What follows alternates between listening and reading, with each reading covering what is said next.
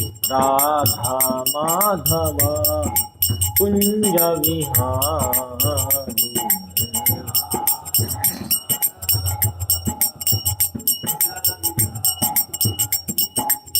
गोपी जन वल्लभ गिरिवरधारी।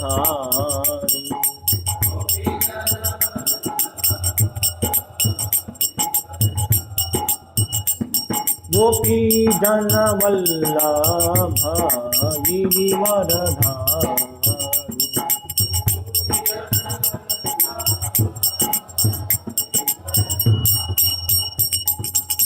यशोदानंदन व्रज जन रंजन। यशोदानंदन व्रज जन रंजन।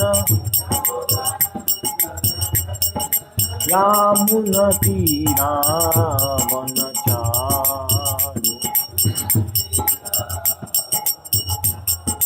यामुनतीरावनचारि।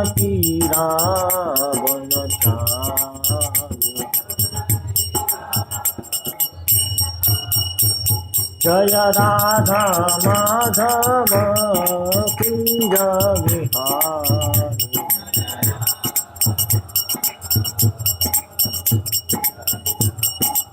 जय राधा माधव कुंज विहारी।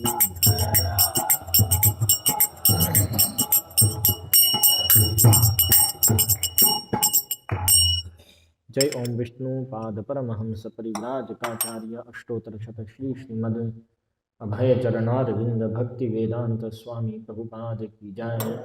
जय ओम विष्णु पाद परमहंस परिव्राजकाचार्य अष्टोत्तर शत श्री श्रीमद भक्ति सिद्धांत सरस्वती गोस्वामी प्रभुपाद की जय।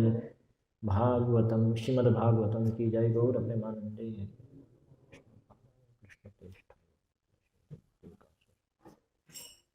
ओम नमो भगवते वासुदेवाय।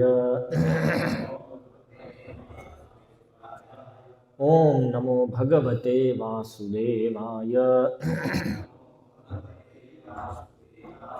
ओम नमो भगवते वासुदेवाय। ओम अज्ञानतिमिरान्धस्य ज्ञानाञ्जनशलाकया चक्षुरुन्मीलितं येन तस्मै श्रीगुरवे नमः।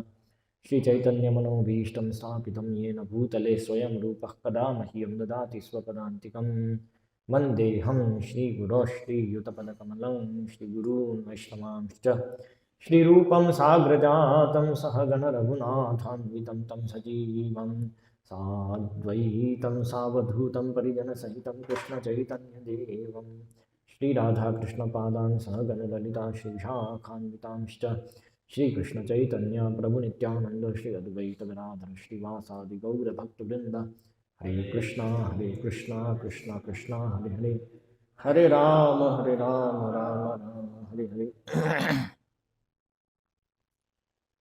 तो आज के सत्र में हम जो पिछले दो सत्र में हमने जो किया,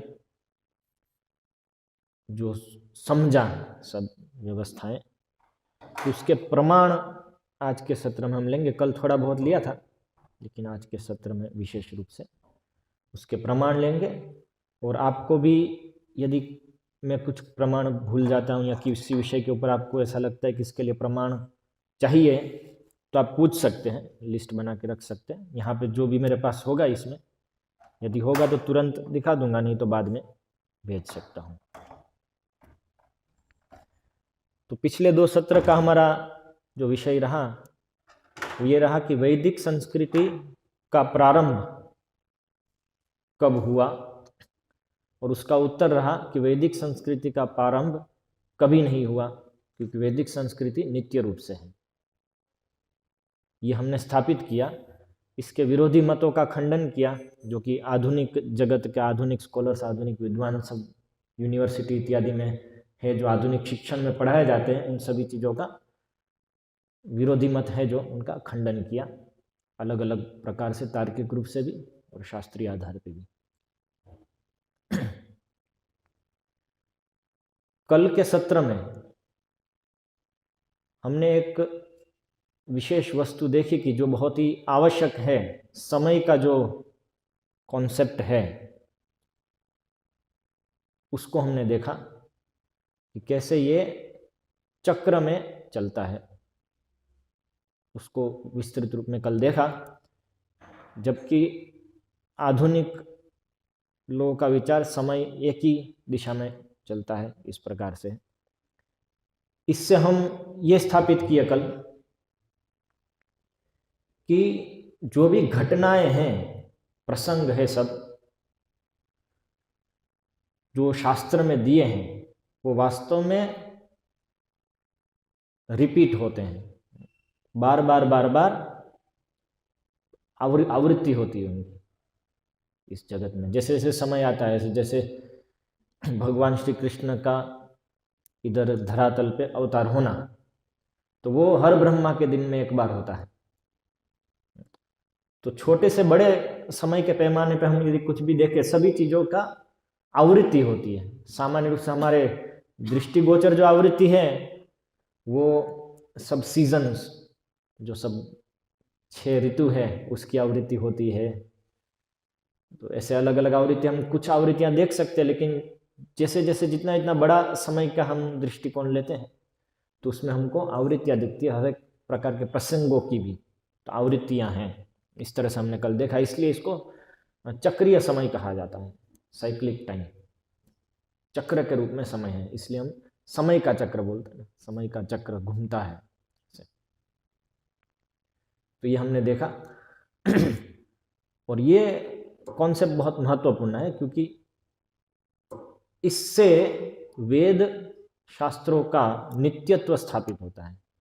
क्योंकि एक आर्ग्यूमेंट ये आता है कि यदि वेद शास्त्र नित्य है तो उसमें ये सब घटनाएं कैसे बताई गई है, लोगों के नाम बताए गए हैं, उनके साथ इस प्रकार से हुआ ये बताया गया है, तो ये तो यदि है तो वो घटना होने के बाद ही तो लिखा गया हो तब हो सकता है। ये लीनियर टाइम, एक ही दिशा में बहने वाले समय का विचार के कारण है। लेकिन वास्तव में जब ये चक्रीय रूप में घटनाएं होती है तो पिछली बार हो चुकी थी ना, और उसके भी पिछली बार हो चुकी थी, इसलिए नित्य ग्रंथ उसको बताते हैं।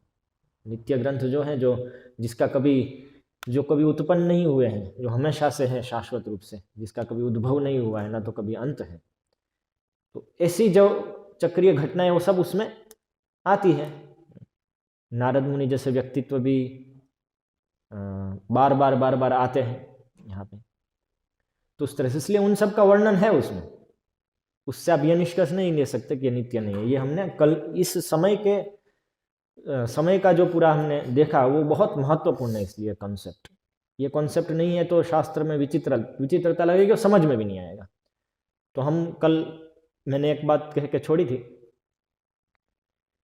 कि उन लोगों का एक मत है, एक पद्धति है, आधुनिक पुरातत्व विज्ञानों की, आर्कियोलॉजिस्टों नहीं, कौन कहते हैं, हिस्टोरियंस, आधुनिक इतिहासकारों की, वास्तव में हिस्टोरियंस बोलेंगे, इतिहासकार नहीं बोलेंगे। इतिहास का जो कॉन्सेप्ट है और हिस्ट्री का जो कॉन्सेप्ट है उसमें बहुत बड़ा भेद है।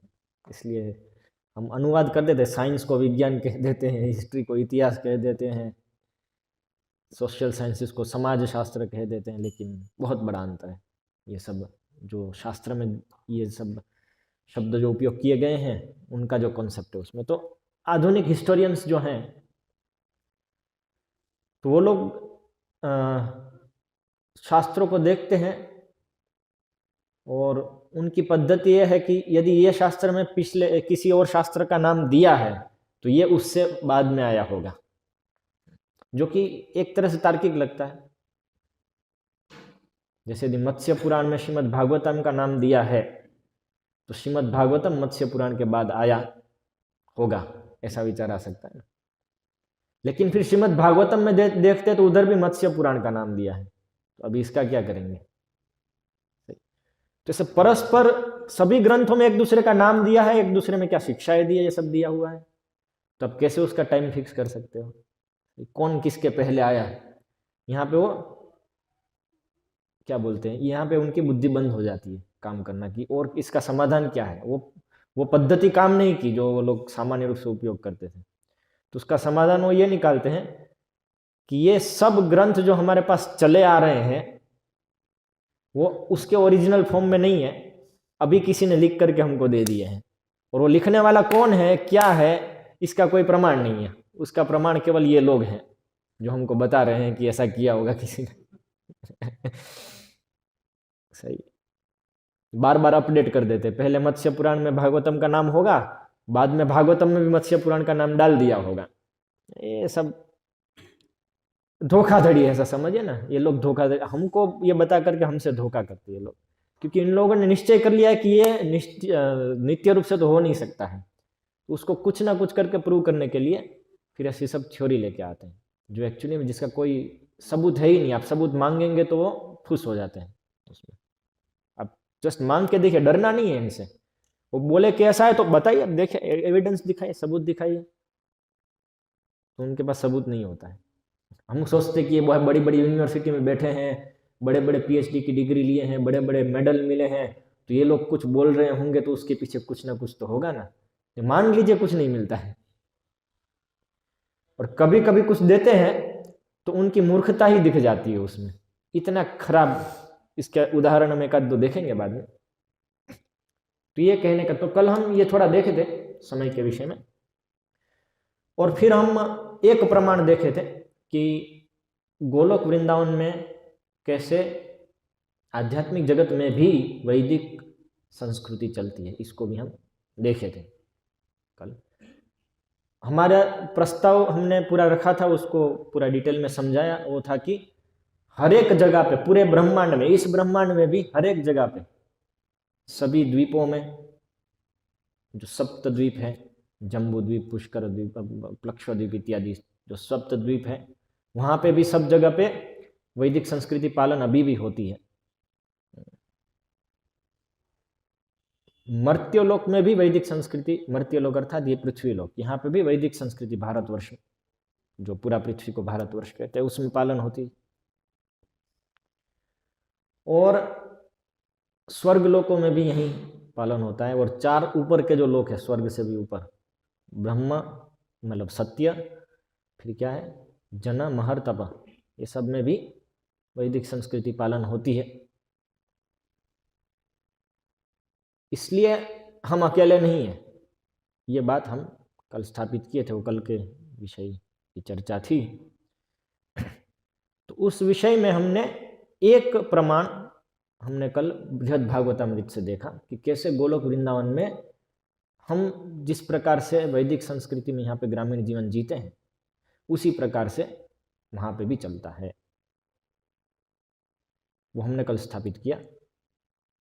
आज हम इस ब्रह्मांड में अन्यत्र किस प्रकार से सब लोग वैदिक संस्कृति को पालन करते हैं, करते थे, करते हैं, करते आए हैं और करते रहेंगे,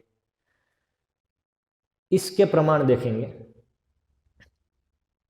और फिर हम और भी कुछ देखेंगे यदि समय बचा तो। आधुनिक जो स्कॉलर्स हैं उनके मतों का खंडन, और हमने ये वो बोलते हैं ना रिकॉर्ड्स, हिस्टोरिकल रिकॉर्ड्स दिखाओ, उनके हिसाब से उन्होंने जो निश्चित किया है उसको हिस्टोरिकल रिकॉर्ड्स बोलते हैं।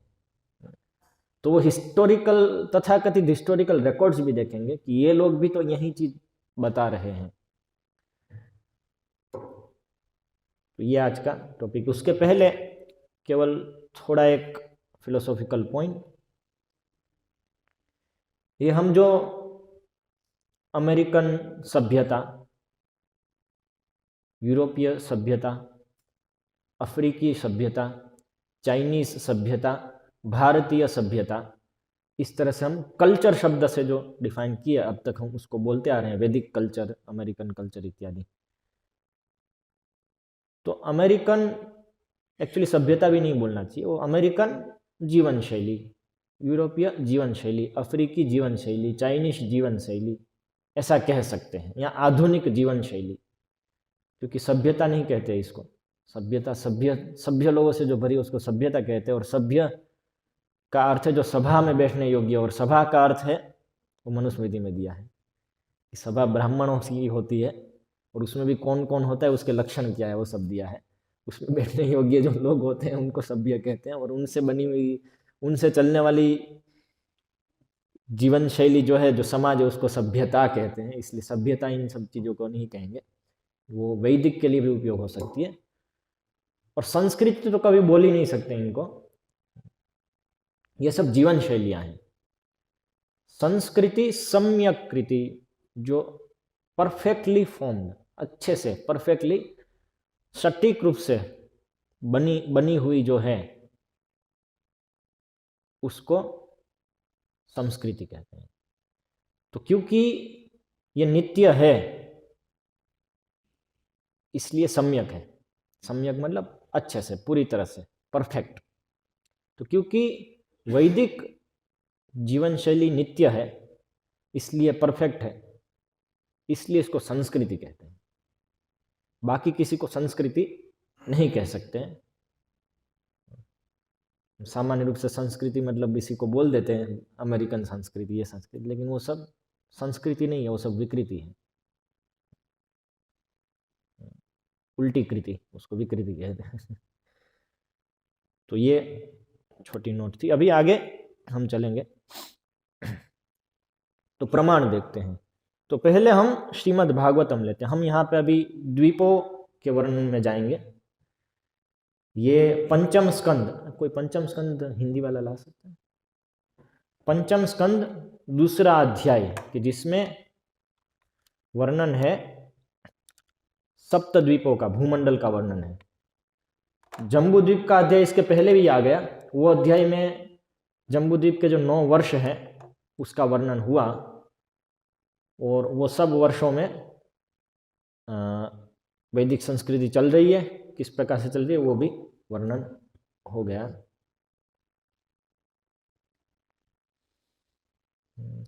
कोई लिंक पे जम्बूद्वीप भूमंडल का फोटो है कहीं पे?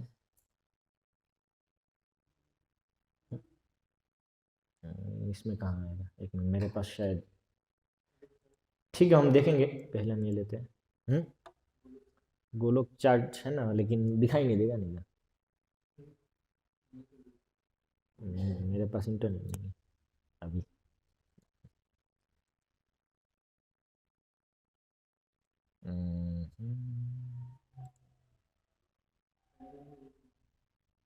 शायद होगा मेरे पास।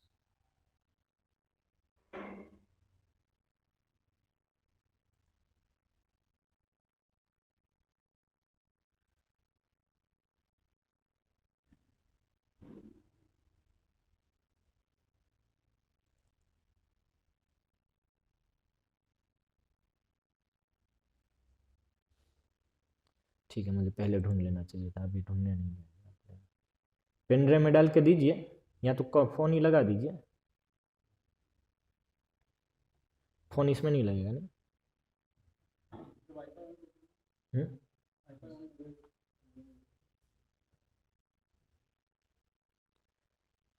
ठीक है, जो है वो है। अभी और समय नहीं गंवाते हुए, तो जम्बूद्वीप के बाद यहाँ पे प्लक्षद्वीप का वर्णन आता है। जम्बूद्वीप के इर्द गिर्द प्लक्षद्वीप है। जम्बूद्वीप लावण समुद्र मतलब सोल्ट वाटर ओशन से घिरा हुआ है। उसके बाद प्लक्षद्वीप आता है। ये राजा प्रियव्रत, जो मनु के पुत्र क्या थे? राजा प्रियव्रत मनु के पुत्र थे, तो उनके द्वारा पूरा भूमंडल का राज्य था।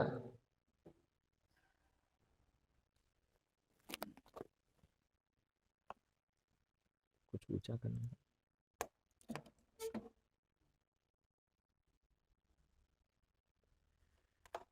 तो उन्होंने ये पूरे भूमंडल को 7 द्वीपों में विभाजित किया, ऐसा वर्णन आता है। उसके बाद ये जो उनके भी पुत्र थे, उन सबको एक एक एक एक वर्ष दिया। 7 पुत्र थे उनके, तो ये दिया। तो उसका वर्णन है अभी यहाँ पे।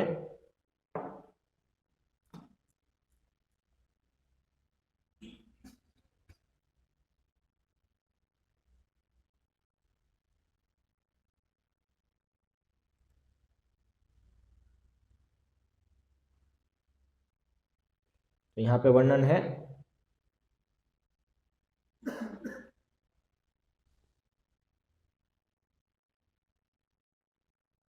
चत्वारः वर्णाः।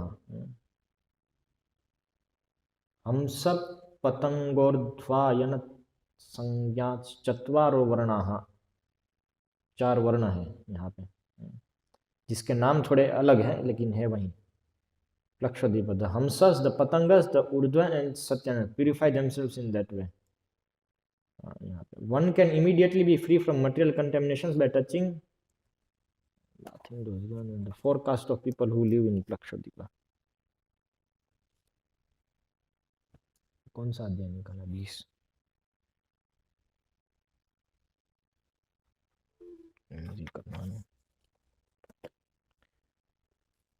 तो यहाँ पे दिया है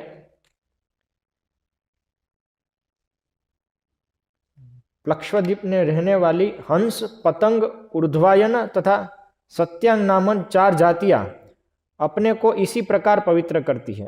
इस द्वीप के वासी 1000 वर्ष तक जीवित रहते हैं। वे देवताओं के समान सुंदर हैं और उनकी संतानें भी उन्हीं के अनुरूप है।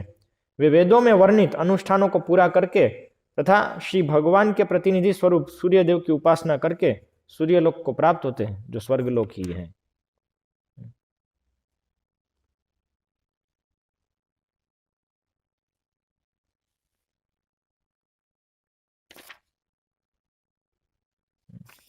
तो ये प्लक्षद्वीप में वैदिक वर्ण है, वर्ण विभाजन है। इसको और विस्तार में बताते हैं ब्रह्म पुराण में।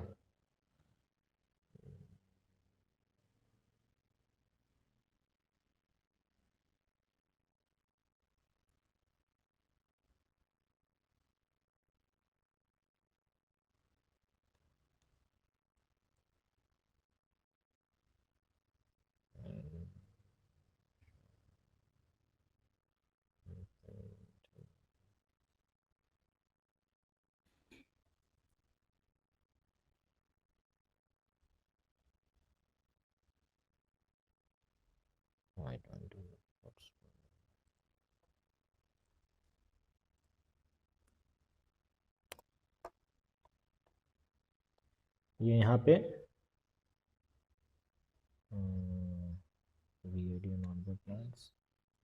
यहाँ पे ये ब्रह्म पुराण है। जो भी मैं प्लक्षद्वीप का भागवतम से देखा वही वस्तु यहाँ पे ब्रह्म पुराण में कह रहे हैं। धर्माश चतुर्विधस्तेषु वर्णाश्रम विभागजः वर्णाश्च तत्र चत्वारां स्थान बुधा प्रवदामि। लक्षद्वीप तथा शाकद्वीप के निवासी लोग 5000 वर्ष की आयु तक निरोग जीवन व्यतीत करते हैं। उनमें वर्णाश्रम विभाग से 4 प्रकार का धर्म विद्यमान है। आपसे मैं अब उनका विवरण करूंगा। तो यहाँ पे 4 वर्ण की बात की लक्षद्वीप में, और उन 4 वर्णों के नाम यहाँ पे दिए हैं भागवतम में। आप देखेंगे अन्यत्र भी इसी में जो दूसरे द्वीप आएंगे उसमें भी उसी प्रकार से अलग नाम से जाने जाते हैं, लेकिन है 4 वर्ण ही। हम वापस भागवतम में आएंगे।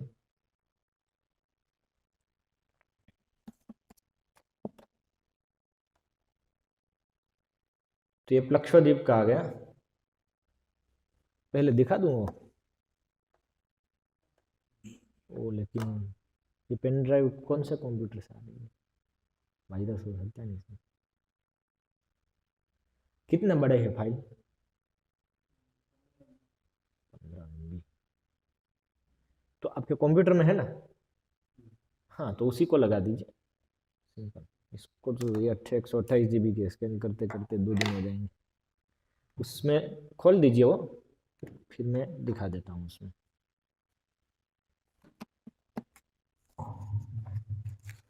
तब तक हम दूसरा लेते हैं। अभी ये प्लक्षद्वीप था।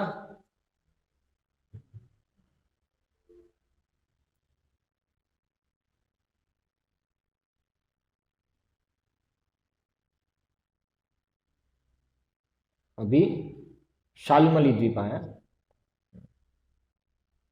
शाल्मली द्वीप में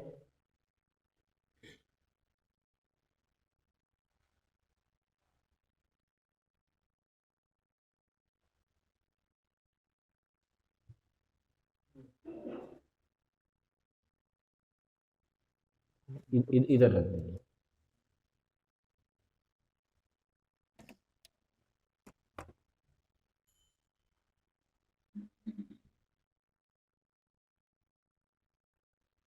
यहाँ पे है श्लोक 11। तद्वर्ष पुरुषा श्रुतधर संज्ञा भगवतम वेदमयम सोमा वेदे न यजन्ते।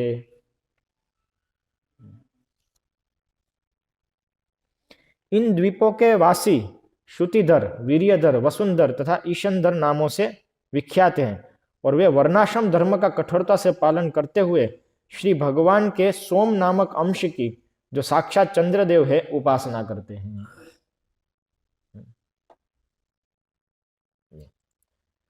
तो यहाँ पे भी वर्णाश्रम का पालन हो रहा है। अभी मैं थोड़ा केवल जगह दिखा देता हूँ, क्या है ये, किस साइड है इसका।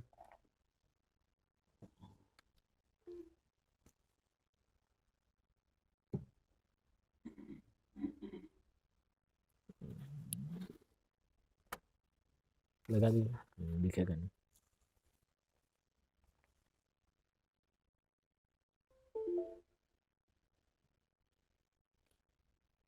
तो ये पूरा भूमंडल है, ये भूमंडल है,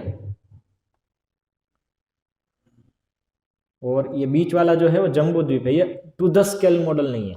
टू द स्केल करेंगे तो यदि जम्बू द्वीप इतना दिखाएंगे तो आपका भोपाल भी कम पड़ेगा भूमंडल का मानचित्र लाने के लिए। पूरा भूमंडल दिखाना है तो मैंने ट्राई किया था कोरल ड्रॉ में। तो यदि जम्बू द्वीप को राई के दाने जितनी साइज लेते हैं तो पूरे भूमंडल की साइज 150 किलोमीटर होती है, यदि स्केल्ड मॉडल करना है तो इसलिए वो संभव नहीं है, इसलिए यहाँ पे केवल सीधी रिंग्स दिखा दिए। तो ये भूमंडल है, हाथ दिख रहा है ना यहाँ, ये भूमंडल है। फिर ये खारे पानी का समुद्र, उसके बाद दूसरा ये है कौन सा वर्ष, प्लक्षद्वीप।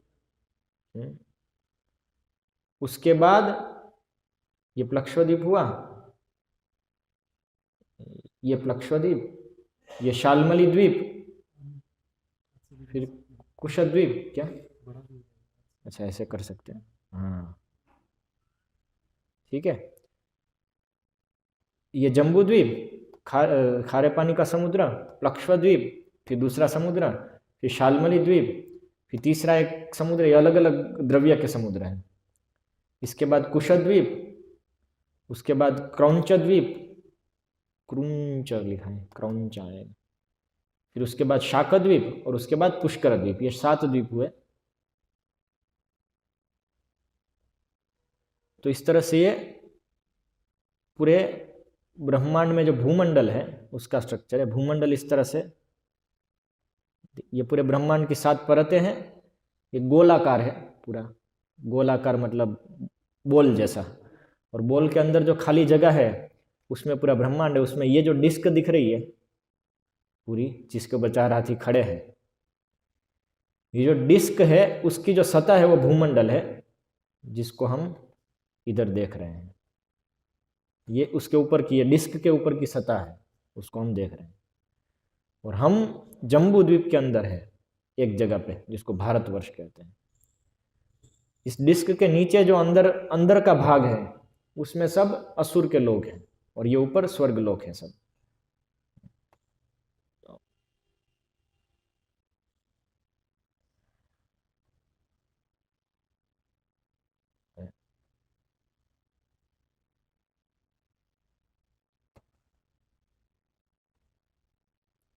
ठीक है, तो ये सब अलग अलग लोक हैं। ये जम्बू द्वीप के अलग अलग वर्ष हैं। इसमें से एक भारतवर्ष है। वो भारतवर्ष ये हमारी पृथ्वी जिसको हम कहते हैं वो है, और उसके भी अलग अलग विभाग है। तो ये यहाँ पे है। तो हम यहाँ पे बात कर रहे हैं कि जो वैदिक कल्चर है, वैदिक संस्कृति है, वो सभी जगह पे पालन हो रही है। ये सब जगह पे, यहाँ पे एक्चुअली ऐसा नहीं है कि कुछ एक ही जगह पे कुछ लोग मिल करके कर रहे हैं। तो ये जो एक ब्रह्मांड का स्ट्रक्चर दिखाया वो ये एक ब्रह्मांड है। ऐसे अनंत कोटि ब्रह्मांड कल हम जैसे देखे महाविष्णु के उसमें से निकलते हैं, जो कि समय भी वहाँ से निकलता है। इसलिए समय की गणना के संदर्भ में हमने इसको देखा था। और ये पूरा भौतिक जगत है, बहुत ही छोटा भाग। इसके बियॉन्ड, इसके परे वैकुंठ जगत और गोलोक, ये गोलोक है। तो गोलोक में कैसे वैदिक सभ्यता पालन होती है, वैदिक संस्कृति पालन होती है, वो भी हमने कल देखा। ऐसे तो अभी थोड़ा आइडिया आया होगा ये सब द्वीप का। अभी हम आगे और पढ़ते।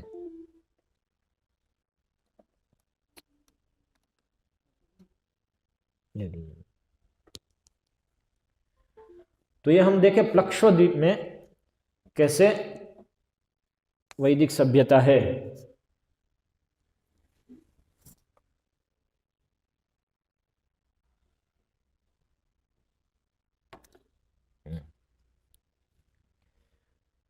इसी विषय में ब्रह्म पुराण में देखेंगे। सभी पुराणों में वर्णन रहता है, हम अभी ब्रह्म पुराण में देख रहे हैं, लेकिन अन्यत्र भी होता है।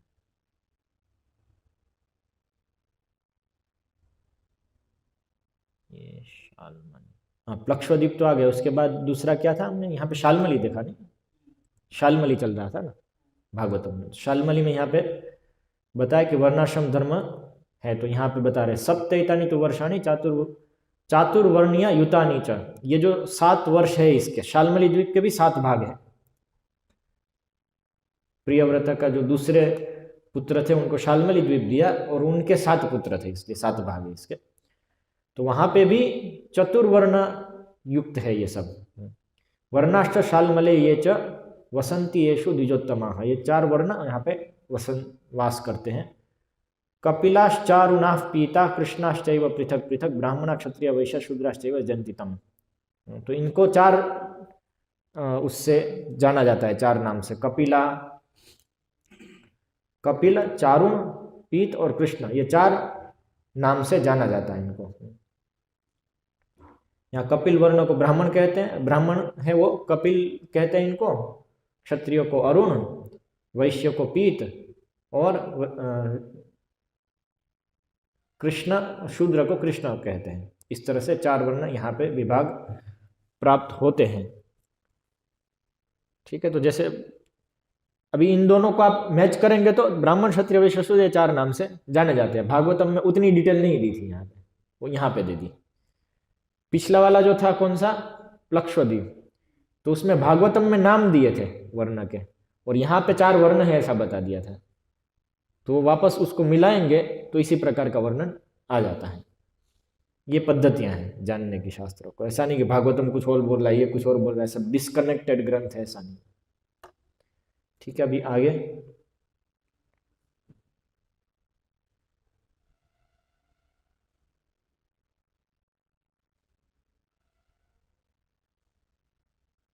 फिर शाल्मली द्वीप के बाद कुश द्वीप है, जहां पे कुश घास उगती है, कुशा घास से भरा हुआ है।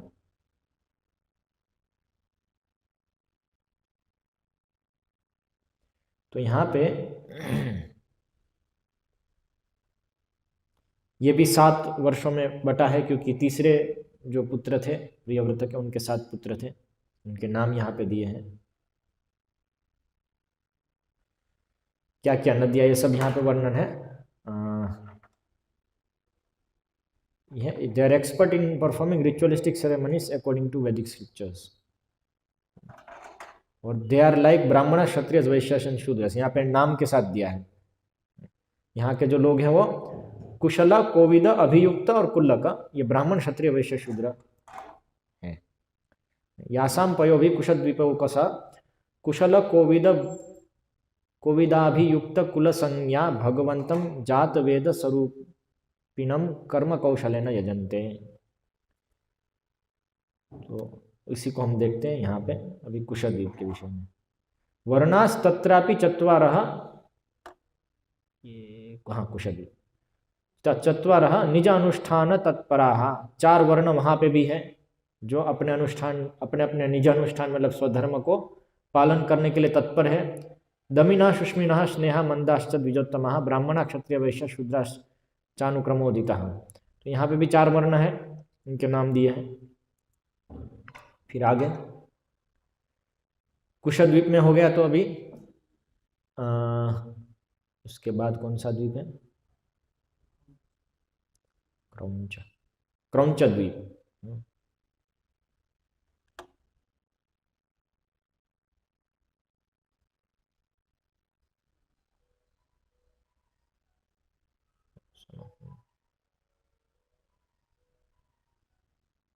सात विभाग के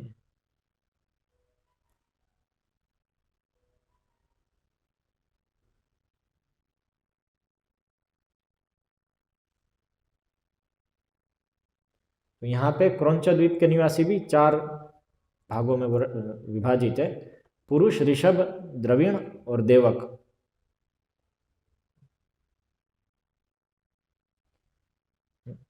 यशाम्भः पवित्रमलं जन पुरुष द्रविण देवक संज्ञा वर्षपुरुषा आपमयम देवमपाम पूर्णनांजलिना। तो ये यहाँ पे है, कौन सा था? क्रौंच। पुष्कला पुष्करा धन्यास्ते खात्याश्च द्विजोत्तमा ब्राह्मणा क्षत्रिय वैश्या शूद्राश्चानु तत्रापि वर्णैर भगवान पुष्कराद्यैर्जनार्दनः ध्यान योग्य रुद्र रूप युज्यते यज्ञ सन्निधम। यहाँ ब्राह्मण पुष्कल, क्षत्रिय पुष्कर, वैश्य धन्य तथा शूद्र का नाम है ख्याता। यहाँ के लोग पुष्कर आदि वर्ण वाले रुद्र रूपी जनार्दन के उद्देश्य से ध्यान योग द्वारा यज्ञ करके उनकी अर्चना करते हैं। तो यहाँ पे भी अर्चन की बात आई। फिर क्रौंच के बाद शाकद्वीप, ये शाकद्वीप की बात आई अभी।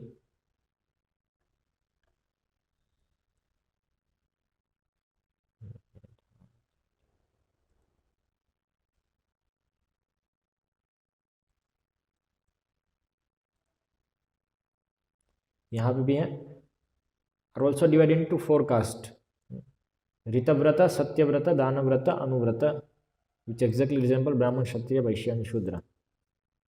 यहाँ पे प्राणायाम और अष्टांग योग की पद्धति पालन करते लोग सिद्ध होने के लिए। तद्वर्ष पुरुषा अनुव्रत मानो भगवानम इति प्राणायाम यजन्ते। तो अभी कौन सा द्वीप? शाकद्वीप, शाक ही था ना।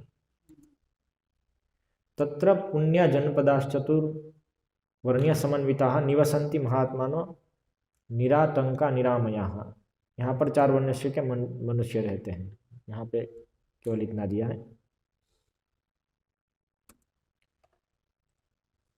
फिर आगे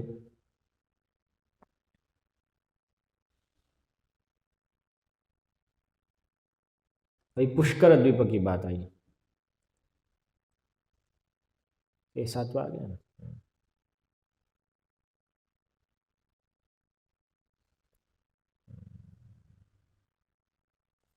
लोगों की बात शायद नहीं की होगी इसमें।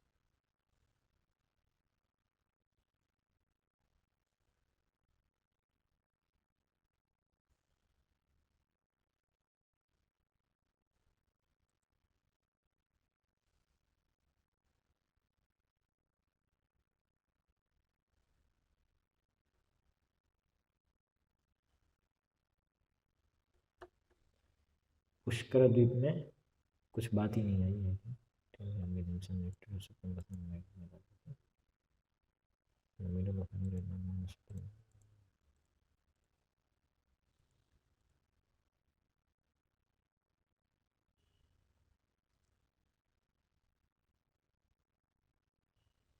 यहाँ पे ब्रह्मा जी की भी सीट है।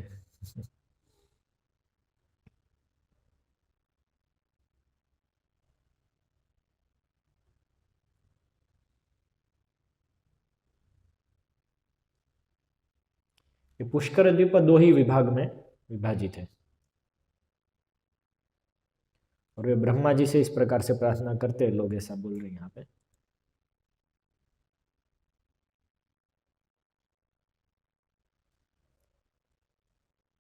तो प्रार्थना में थोड़ा देख सकते हैं। यत् तत् कर्ममयम लिंगम ब्रह्म लिंगम जनोर्चयेत एकांतमद्वयम शांतम तस्मै भगवते नमः इति।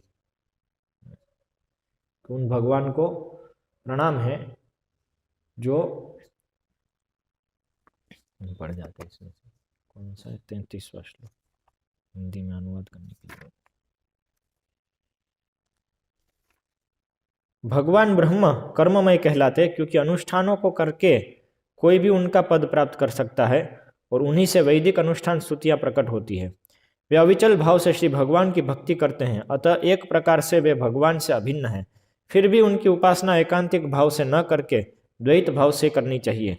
मनुष्य को चाहिए कि अपने को दास मानते हुए पर ब्रह्म को ही परम आराध्य माने। अतः हम भगवान ब्रह्मा को साक्षात वेद ज्ञान के रूप में नमस्कार करते हैं।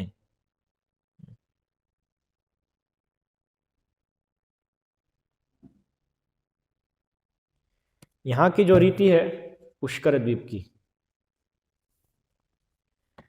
वो सामान्य रूप से जो हम वर्णाश्रम की रीति जानते हैं उस प्रकार से नहीं हो कि वेद में ही उक्त हंस रीति जो है उस प्रकार की रीति है पुष्कर द्वीप में, जो कि ब्रह्मा जी के लोक में भी उसी प्रकार से पालन की जाती है। अर्थात वहाँ पे आध्यात्मिक विषयों के लिए ही मुख्य रूप से पद्धति रहती है, तो इसलिए वहाँ पे वर्ण विभाजन के रूप में प्राप्त नहीं होता है।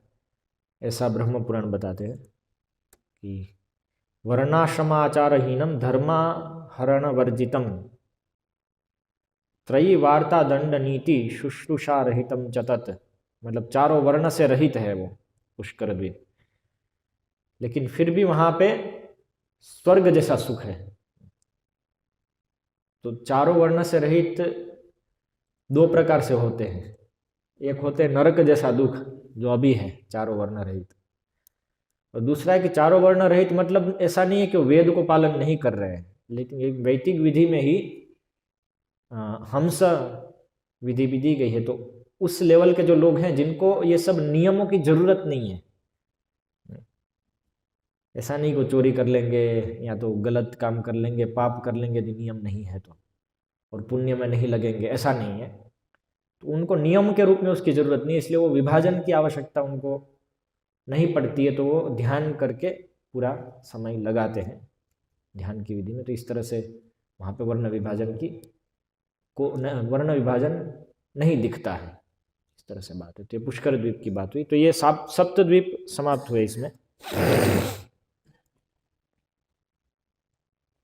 यही प्रकार का आप दूसरे पुराणों में भी यदि पढ़ेंगे, लगभग सभी पुराणों में ब्रह्मांड का ऐसा वर्णन दिया होता है कि वहाँ के लोग क्या करते हैं संक्षेप में। तो यही आप पाएंगे जो डिस्क्रिप्शन है इसी प्रकार का पाएंगे। मैंने अभी कलेक्ट नहीं किया है पूरा, वो कलेक्शन चल रहा है, लेकिन इसी प्रकार का मिलेगा, जिससे स्थापित होता है कि ये जो वैदिक धर्म है अर्थात वैदिक संस्कृति, वेद के अनुसार चलना, ये सभी जगहों पे ब्रह्मांड में चलता चलता है। इसका वर्णन हम यहाँ पे प्राप्त करते हैं पुराणों में, कम से कम पुराणों में। अभी हम भागवतम में ही जाएंगे, सप्तम स्कंद 11वां अध्याय।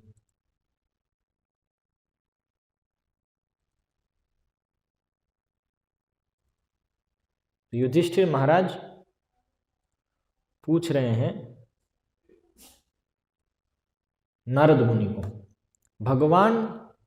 भगवन श्रोतुमिच्छामि नृणाम धर्मम सनातनम वर्णाश्रमाचारयुतम यत पुमान विंदते परम।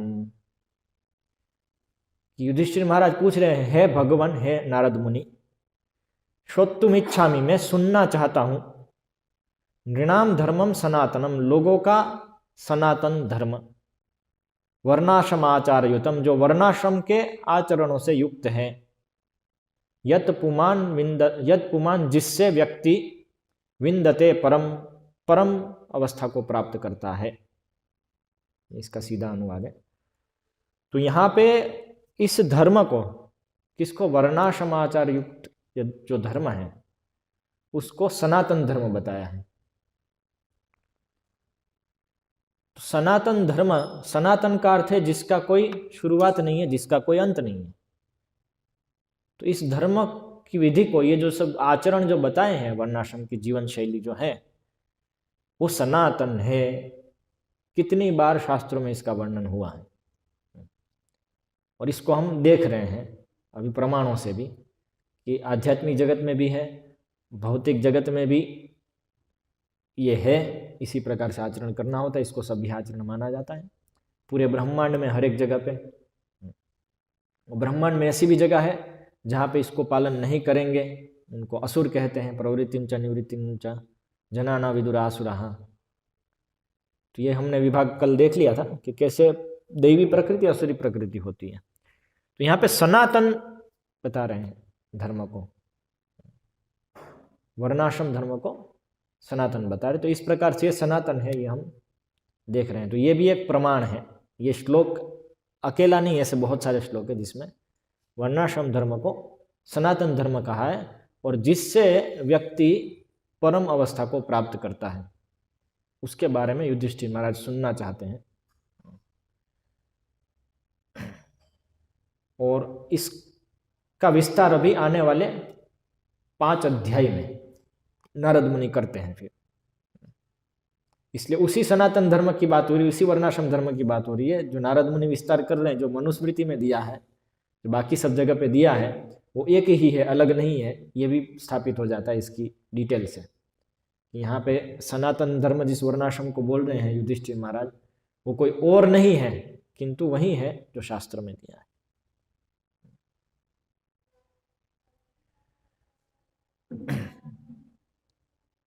और ये सनातन धर्म जो चला आ रहा है वो श्रेष्ठ विधि है समाज को नियोजित करने की। ये सब महत्वपूर्ण है, इसको समझना। यही एकमात्र भगवान के द्वारा दी गई विधि है, चातुर्वर्ण्यम मया सृष्टम।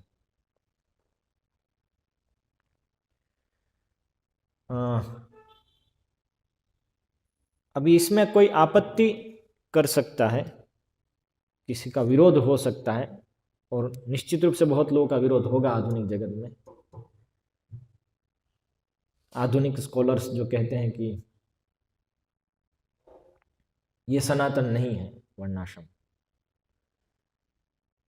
क्योंकि मनुष्य ही तो सनातन नहीं है। मनुष्य जाति ही 10,000 साल पहले खेती करना सीखी। ये सब विचारधारा है अब तक। तो 4 वर्ण तो बाद में उत्पन्न हुए, इत्यादि इत्यादि जो कहते हैं, वो लोग का विरोध हो सकता है। वो लोग कहेंगे कि आप तो पुराण से लेकर के आए, कुछ और बताया कि सब जगह पे है। किसको पता जम्बूद्वीप जैसी जगह है भी कि नहीं? किसको पता ये सब द्वीप जो बताए गए हैं तो सब काल्पनिक है, ऐसा विचार हो सकता है।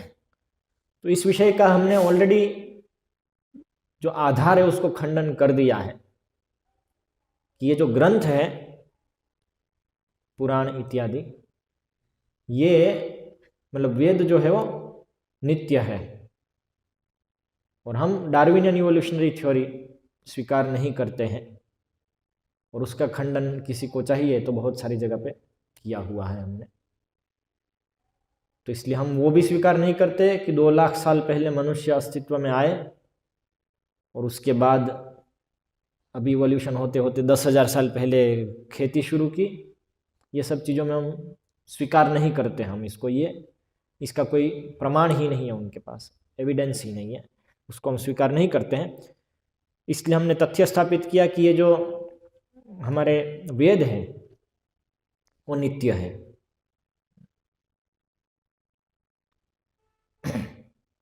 तो अब कोई कह सकता है कि वेद तो आप नित्य बोले, लेकिन पुराण शास्त्र तो वेद नहीं है ना, तो आप तो पुराण में से लेकर के आ ले, वेद में दिखाओ। ठीक है, वेद में भी कुछ वर्णन तो मिल जाता है वर्णाश्रम का। 4 वर्ण 4 आश्रम तो उधर भी मिलते हैं वेद में, तो पुराणों में भी मिलते हैं, उपनिषद में भी मिलते हैं, धर्मशास्त्र में भी मिलते हैं।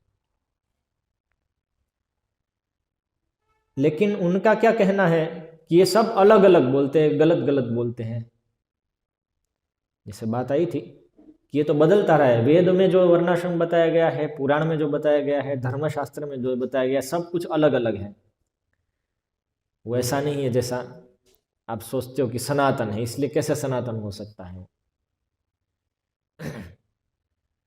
तो मैं आप लोगों का ध्यान लगाना चाहूँगा इस विषय में, ध्यान में लाना चाहूँगा कि आप लोगों को बोल दिया गया उन लोगों के द्वारा कि सब कुछ अलग अलग है, जो वर्णन है सब अलग चीज़ों का वर्णन हो रहा है, इसे बदल बदल रहा है, सब भेद है, ये जो विषय उठा था। तो ये ध्यान में लाना चाहूँगा, वो लोग ने बोल दिया और आपने मान लिया, यही हमारी समस्या है। वो लोग ने बोल दिया, अपनी पुस्तकों में लिख दिया, एनसीईआरटी की बुक्स में लिख दिया, स्कूल में पढ़ा दिया, कॉलेज में पढ़ा दिया, और हम सोचते कि ये क्योंकि यहाँ पे लिखा है तो गलत थोड़ी ना होगा, उसको मान लेते हैं। इसलिए बहुत ही प्रचलित धारणा है कि शास्त्रों में अलग अलग शास्त्र सब अलग अलग चीज बोलते हैं, कहीं पे कुछ दिया है तो कहीं पे कुछ दिया है। साउथ इंडियन शास्त्र नॉर्थ इंडियन शास्त्र से विरुद्ध होते हैं, इसलिए सब बहुत विरोधाभास है, इस तरह से प्रचलित कर दिया गया है। और मैं भी ये विचार का था आज से 10 साल पहले तक, जब तक मैं इनको पढ़ने में उतरा नहीं था। जबकि श्रील प्रभुपाद बार बार कहते हैं कि सब शास्त्र एक चीज बोलते हैं। तो जब देखा कि धर्मशास्त्र जो बोलते हैं वही चीज तो पुराण बोल रहे हैं, वही चीज उपनिषद बोल रहे हैं, वही चीज वेद बोल रहे हैं, भेद है बहुत कम, सब कुछ 95% तो एक ही समान है, कुछ भेद नहीं है। इतने सारे चीज एक सामंजस्य लाती है, ये वास्तव में एक ही शास्त्र है पूरा। और जहां पे विरोधाभास, विरोध प्राप्त होता है, वो विरोध नहीं है, विरोध आभास है। और वो विरोध जहां जहां प्राप्त होता है उसके समन्वय करने की रीति भी उन्हीं शास्त्रों में दी है, और हमारे आचार्यगण उन्हीं शास्त्रों के आधार पर उस समन्वय की जो रीति है उसको लगा करके, उसके विज्ञान को लगा करके इन वाक्यों का समाधान भी कर देते हैं, विरोध वाक्यों का, उसका परिहार करते हैं कि विरोध दिख रहे हैं लेकिन एक्चुअली में विरोधी नहीं है, इसमें ये वाक्य को ऐसे समझना है और ये वाक्य को ऐसे समझना है। तो ये पूरा विज्ञान अनंत काल से भारतवर्ष में स्थापित था, जिसको न्याय और मीमांसा शास्त्र भी कहते हैं, कि विरोधाभास को भी कैसे समाधान करना है, विरोधाभास का समन्वय शास्त्र है ये। और हमारे आचार्यगण सब लोग जो ये शास्त्रों की टीकाएं लिखते हैं वो सब ये समाधान करके दिए हुए हैं, लेकिन उन समाधानों को, उन पद्धतियों को स्वीकार नहीं करते हैं आधुनिक स्कॉलर्स। समझ में आ रहा है? उसको स्वीकार नहीं करते हैं क्योंकि वो लोग विरोधाभास दिखाना चाहते हैं। ये देखो तुम्हारे शास्त्रों में ये इसके विरुद्ध है, ये उसके विरुद्ध है, ये ऐसे विरुद्ध है, ये उसे विरुद्ध है, इस तरह से तुम्हारा शास्त्र सब विरोध ही वाक्यों से ही भरा पड़ा है, कैसे हम इसको अधिकृत मान सकते हैं। इसलिए निश्चित रूप से जो लोग मानते आए हैं कि त्रुटिहीन है, ये त्रुटिहीन नहीं है, वास्तव में इसमें बहुत सारी त्रुटियां हैं, क्योंकि नहीं तो विरोध नहीं होगा। इसलिए हम कहते हैं कि ये नित्य हो ही नहीं सकता है। ये तर्क है जो आधुनिक स्कॉलर्स का है। आधुनिक स्कॉलर्स मतलब लगभग ब्रिटिशर्स आए तब से या उसके जस्ट थोड़े पहले से, ये इस प्रकार से प्रेजेंट करते हैं। जो 2-3% विरोधाभास है उसी को हाईलाइट करते रहेंगे, उसी को बार बार बोलते रहेंगे, और उसका जो समन्वय करके देते हैं तर्क से उसको स्वीकार नहीं करेंगे। नहीं, हम इसको नहीं मानते हैं, हमें बीच में कोई नहीं चाहिए, शास्त्र समझने में हमको बीच में कोई नहीं चाहिए। ये उनकी थियोलॉजी है, इसके ऊपर उन्होंने पेपर पब्लिश करके इसको स्थापित किया है इसलिए उनकी मेथोडोलॉजी में है कि बीच में वो किसी को लेके नहीं आएंगे, शास्त्रों को समझने के लिए बीच में कोई नहीं लेके आएंगे, ये समझा रहे इस प्रकार से समझना है, वो नहीं। तो इसलिए जो पूरा साधु प्रमाण है, शास्त्र के साथ साधु प्रमाण होता है, गुरु प्रमाण होता है, उसको खंडन कर दिया। वो खंडन कर दिया मतलब उसको स्वीकार ही नहीं किया, वहां पे जड़ से ही काट दिया। इसको तो हम नहीं, हम बीच में क्यों किसी को लेके आए, हम डायरेक्ट समझेंगे शास्त्र को। क्योंकि डायरेक्ट समझने में क्या होगा कि जो थोड़े बहुत विरोधाभास है उसको पकड़ करके वो अपना अर्थ दे सकते हैं, क्योंकि समझाएंगे तो वही लोग ना विरोधाभास को भी। इसलिए वो कहते हैं कि आपके जो सब पूर्वज इसको समझते आए हैं और आपको समझाते आए हैं, उसको छोड़ दो, साइड में हटा दो, वो सब बेकार है। हम जैसे समझाते इसको ऐसे तुम समझो। क्या है? हम जैसे वेद शास्त्र को तुमको समझाते ऐसे तुमको समझना है। लेकिन हजारों साल से जो समझते आए हैं उसको आप साइड में छोड़ दो, एक नई दृष्टि से इसको समझो, हम समझाते हैं ऐसे समझो। कहने का तात्पर्य यह है। इसलिए आधुनिक यूनिवर्सिटी में यदि आपको धर्मशास्त्र में डिग्री चाहिए तो आपको इस प्रकार से धर्मशास्त्र समझने पड़ेंगे। आप धर्मशास्त्र नहीं समझ सकते पुराने टीकाकारों के माध्यम से, समझ रहे? आपको यदि वेदांत में डिग्री चाहिए तो आपको वेदांत को समझना होगा ये लोग जैसे समझा रहे हैं उस माध्यम से, जिसमें सबसे पहली चीज आएगी कि आप जिस ग्रंथ को पढ़ रहे हैं या समझ रहे हैं उसकी डेटिंग क्या है, वो कब अस्तित्व में आया जो कि पूरा आधारभूत रूप से गलत है। आप यदि कोई भी, जैसे हमारे एक प्रभुपाद के शिष्य, नाम हमारे हृदयानंद महाराज, तो पीएचडी किए थे आधुनिक स्कॉलरली यूनिवर्सिटी में, और उनके पीएचडी गुरु थे वित्सल, माइकल वित्सल, जो कि वैदिक संस्कृति के विरुद्ध में बोलने वाले बड़े बड़े लोगों में से एक है पूरे विश्व में। लेकिन उनके अंतर्गत उन्होंने एक वैखानस ग्रंथ के मंत्र प्रश्न का 8वां प्रश्न जो है, जिसको दैविक चतुष्टयम कहते हैं, तो वो उसका क्रिटिकल एडिशन उपलब्ध नहीं था, तो इसलिए उसको प्रकाशित करते अनुवाद के साथ तो पीएचडी डिग्री मिलेगी, इस तरह से था। तो इसलिए उन्होंने उनके अंतर्गत इसको प्रकाशित किया। लेकिन प्रकाशित जो उन्होंने थीसिस की लगभग 1200 पेजेस की है, दैविक चतुष्टयम, तो उसका इंट्रोडक्शन लिखना पड़ता है, और वो इंट्रोडक्शन में ये ग्रंथ कब अस्तित्व में आया, उसकी अलग अलग पद्धति से जानने का प्रयास, वो सब वही पद्धति लगानी पड़ेगी। और यदि आप कुछ भागवतम या कहीं से भी लेके आते हैं तो वो ग्रंथ का अनुवाद जो आप देते हैं वो कोई भी शास्त्रीय अनुवाद नहीं चलेगा। मतलब कोई भी ये जो लोग आ रहे हैं परंपराओं में, उनका अनुवाद नहीं चलेगा। उसके लिए आपको वो यूनिवर्सिटी से जो पब्लिश्ड हुई बुक्स है उसका पास्ड अनुवाद जो है, उसी अनुवाद को उधर रखना पड़ेगा। सही? तो इसका अर्थ है कि वो कह दिया कि भाई आप लोग अपना जो सब सिखाए आ रहे थे, और अब से इतने समय से यूनिवर्सिटी चल रही थी आपकी गुरुकुल है, उनके अनुवादों को और ये सब चीजों को छोड़ो, उनकी समझौती को छोड़ो, वो आप डायरेक्ट नहीं ले सकते हो। और हम लोग डायरेक्ट जाएंगे, लेकिन हम लोग भी तो डायरेक्ट नहीं जा रहे हैं बाबा, हमको तो आपसे लेना पड़ रहा है ना। बात तो वही हो गई ना, हम आपसे क्यों ले, हम उनसे क्यों नहीं ले। ये एक बहुत बड़ी त्रुटि आज के शास्त्रविदों में है जो यूनिवर्सिटी से आते हैं।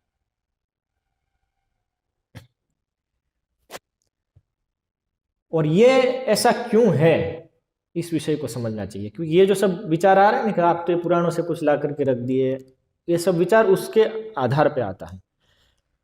तो हम थोड़ा इस विषय में देखेंगे प्रमाण के साथ। तो एक छोटा सा आर्टिकल लिखा था मैंने, लिखा है, जो मॉडर्न यूनिवर्सिटी के जो वैदिक स्कॉलर हैं उनमें नास्तिक्यवाद है, इसको स्थापित करता हुआ है।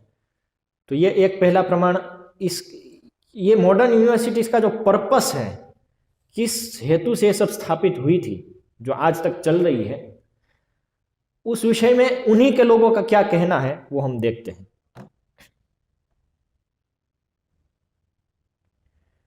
तो ये MM विलियम्स, मोनियर विलियम्स, जो बहुत ही शुरुआत के स्कॉलर है, Sanskrit scholar, British Sanskrit scholar, कि जिनकी डिक्शनरी, संस्कृत डिक्शनरी प्रायः लगभग सभी लोगों के द्वारा आज उपयोग होती है, मोनियर विलियम्स। तो ये बता रहे हैं, in explanation I must draw attention to the fact that I am only the second occupant of the Boden chair for Sanskrit at Oxford, and that its founder, Colonel Boden, stated most explicitly in his will dated August 15, 1811, इसको भी मैंने check कर लिया, that the special object of his munificent bequest was to promote the translation of the scriptures into Sanskrit, so as to enable his countrymen to proceed in conversion of the natives of India to the Christian religion. क्या बोल रहे हैं कि मैं ये क्या है, colonel बोडेल ने ये एक सीट स्थापित की थी जिसको बोडेन चेयर कहते हैं, जो कि संस्कृत, ऑक्सफोर्ड यूनिवर्सिटी में जो संस्कृत की सीट है उसका एक भाग है। ऑक्सफोर्ड यूनिवर्सिटी में संस्कृत की जो सीट है उसको बोडेन चेयर कहते हैं।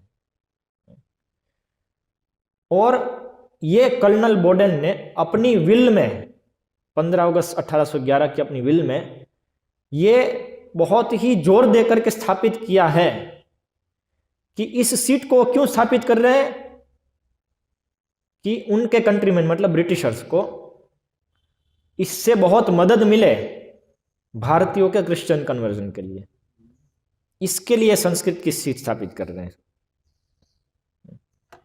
फिर आगे कहते हैं Monier Williams, I have made it the chief aim of my professional life to provide facilities for the translation of our sacred scriptures into Sanskrit and for the promotion of a better knowledge of the religions and customs of India as the best key to a knowledge of the religious needs of our great eastern dependency.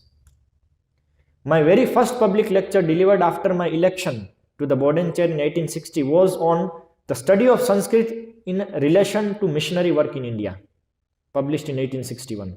तो ये संस्कृत, ये Monier Williams dictionary है, उसी में लिखते हैं ये Monier Williams कि मैंने अपना प्रोफेशनल लाइफ, जो मुझे अभी सेकंड व्यक्ति बनाया ना बोडेन चेयर के लिए, तो मैंने अपना जीवन का ध्येय यही बना दिया है कि ये जो संस्कृत के ग्रंथ है उनको अच्छे से अनुवाद करना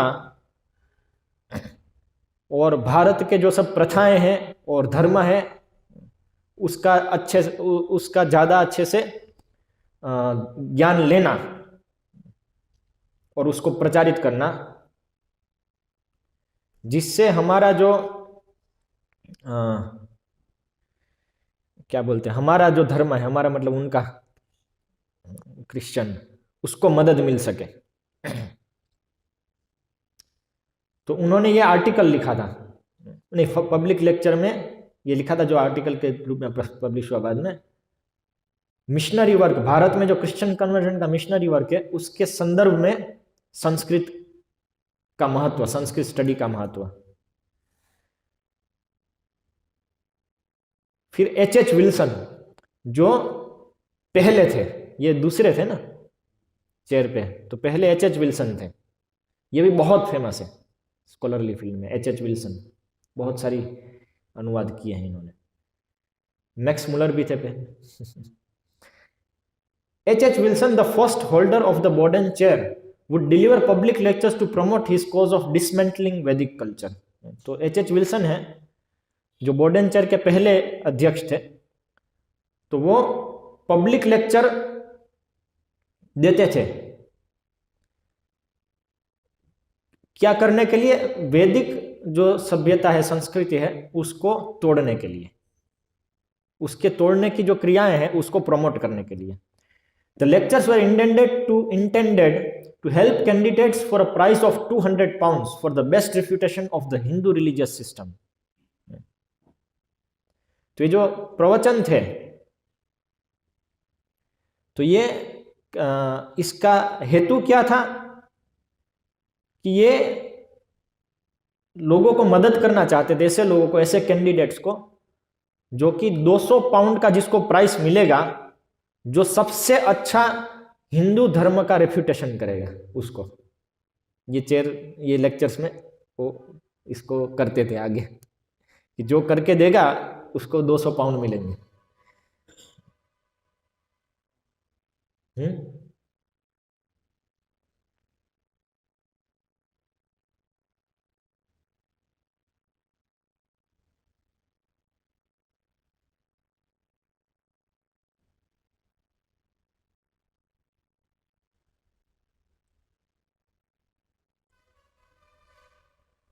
और ऐसे बहुत सारे कोट्स हैं, सब तो इधर इसमें से नहीं पढ़ने। तो ये तो केवल एक थोड़ा सा देखा, अभी हम कोट्स कलेक्टेड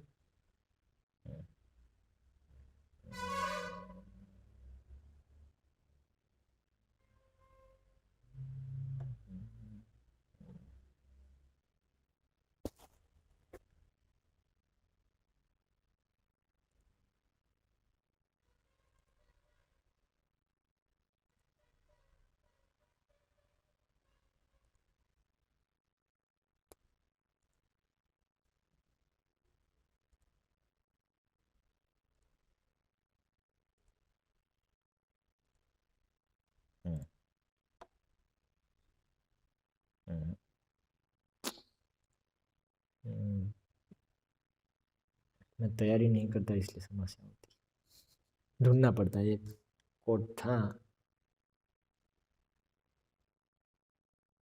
ठीक है चलिए अभी इधर लगते, इसी में होना चाहिए। हाँ ये थॉमस मैककॉले है, बहुत फेमस हो गए अभी हिंदुत्ववादियों के कारण, और ये कोट भी फेमस है लेकिन फिर भी हम पढ़ लेते हैं। ये हम जिसको स्कूल और कॉलेज कहते हैं आज के, जिसको हम एजुकेशन कहते हैं आज, उसके संस्थापक आचार्य हैं। और वो क्या कहते हैं, वो क्यों एजुकेशन सिस्टम स्थापित किए, स्कूल कॉलेज स्थापित किए, उसका कारण बता रहे हैं वो। ये है ब्रिटिश पार्लियामेंट को 2 फरवरी 1835 को दिया हुआ लेक्चर उनका। I have traveled across the length and breadth of India and I have not seen one person who is a beggar, who is a thief. मैंने पूरे भारत में सभी जगह पे भ्रमण किया है पूरी तरह से, और मैंने एक भी भिखारी नहीं देखा है, ना ही कोई चोर देखा है। यहाँ पे समझना है कि कोई कोई तो होंगे ही, लेकिन कहने का तात्पर्य कि बहुत कम है। जब हम कहते हैं एक भी नहीं है तो इसका अर्थ नहीं है कि एक भी नहीं है अन्यथा पुलिस की जरूरत ही नहीं होती, मतलब अन्यथा राजा की जरूरत नहीं होती। सच wealth I have seen in this country, मैंने इतना धन देखा है इस क्या बोलते हैं इस देश में। सच हाई मोरल वैल्यूज, इतने अच्छी नैतिक मूल्य हैं इन लोगों के। पीपल ऑफ सच कैलिबर, लोग इतने उच्च कक्षा के हैं। That I do not think we would ever conquer this country, ये सब देखने से मुझे लगता है कि हम कभी भी इस देश को जीत नहीं पाएंगे। Unless we break the very backbone of this nation, जब तक कि हम इस देश का जो रीढ़ की हड्डी है उसको नहीं तोड़ दें। Which is her spiritual and cultural heritage, जो ये रीढ़ की हड्डी क्या है, इसके आध्यात्मिक और सामाजिक या सांस्कृतिक जो धरोहर है इनकी, वो क्या है इसकी रीढ़ की हड्डी। इसको जब तक तोड़े नहीं तब तक इसके ऊपर हम राज्य नहीं कर सकते। एंड देयरफॉर, और इसलिए I propose that we replace her old and ancient education system, इसलिए मेरा प्रस्ताव है कि हम इसकी पुरानी और अधिकृत ओल्ड एंड एंशिएंट, इसकी प्राचीन जो शिक्षा प्रणाली है उसको, his old and ancient education system, her culture, उसकी जो संस्कृति है उसको, प्राचीन संस्कृति, प्राचीन शिक्षा प्रणाली जो है उसको हम बदल दें, किससे? दूसरी सिस्टम से बदल दें हम, that we replace her old and ancient education system, her culture, for if Indians think, क्योंकि यदि, अभी ये प्रणाली बता रहे कि कैसे, इससे क्या होगा। For if the Indians think that all that is foreign and English is good and greater than their own, तो यदि, क्योंकि यदि भारतीय लोग यदि ये स्वीकार करना शुरू कर लेंगे या सोचना शुरू कर देंगे कि जो भी कुछ इंग्लिश है, मतलब ब्रिटिश है, वहां से जो आ रहा है वो अच्छा और बड़ा है, अपने स्वयं के पास से जो आ रहा है, स्वयं के देश से आ रहा है, उससे they will lose their self esteem, तो वो लोग अपनी